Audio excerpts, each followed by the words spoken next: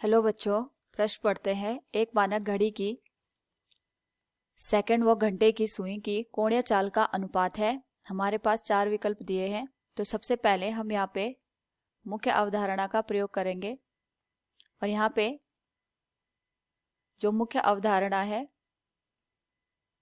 वो है कोणीय चाल।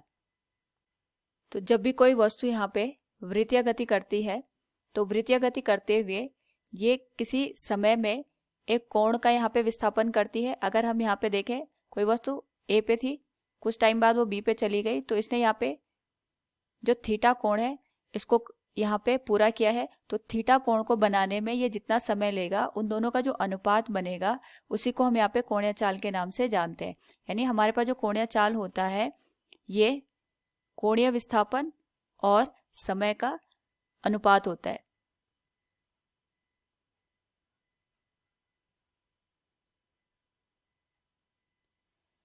तो यहाँ पे अगर हम देखें तो हमारे पास जो घड़ी की सेकंड व घंटे की सुई होती है उनकी कोणीय चालों का अनुपात हमें बताना है।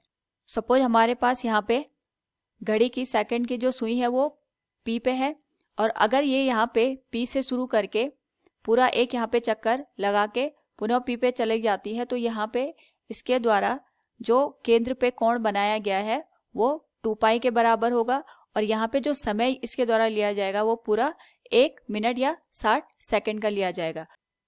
तो अगर हम बात करें यहाँ पे घड़ी की सेकंड की सुई द्वारा एक चक्कर पूरा करने में लिया गया समय, तो ये हमारे पास 60 सेकंड के बराबर आ जाएगा, या फिर हम इसको 1 मिनट यहाँ पे मान सकते हैं। इसी तरीके से यहाँ पे पूरा चक्कर बनाने में जो हमारे पास यहाँ पे इसने कोण बनाया है,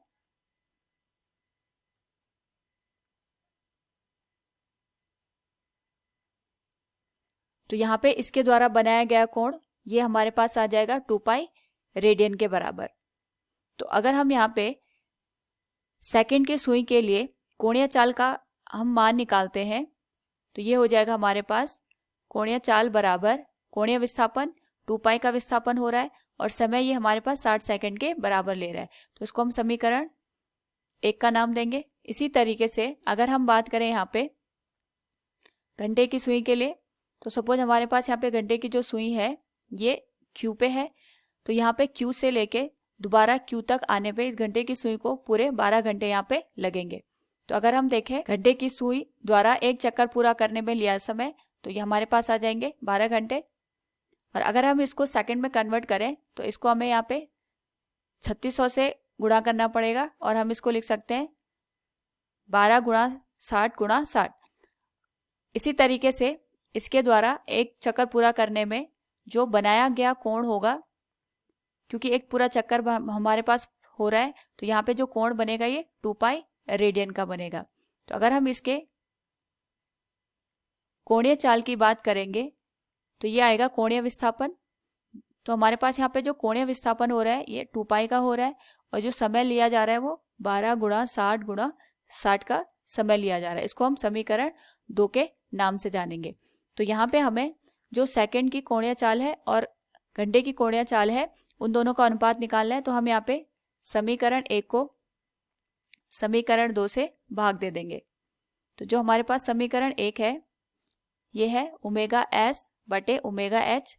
इसको हम लिख सकते हैं 2 पाई बटे 60 गुणा, जो अगर हम यहाँ पे ओमेगा एच का मान रखेंगे तो ये हमारे पास जो इसका मान है ये यहाँ पे उल्टा हो जाएगा और हम इसको लिखेंगे 12 गुणा 60 बटे 2 पाई।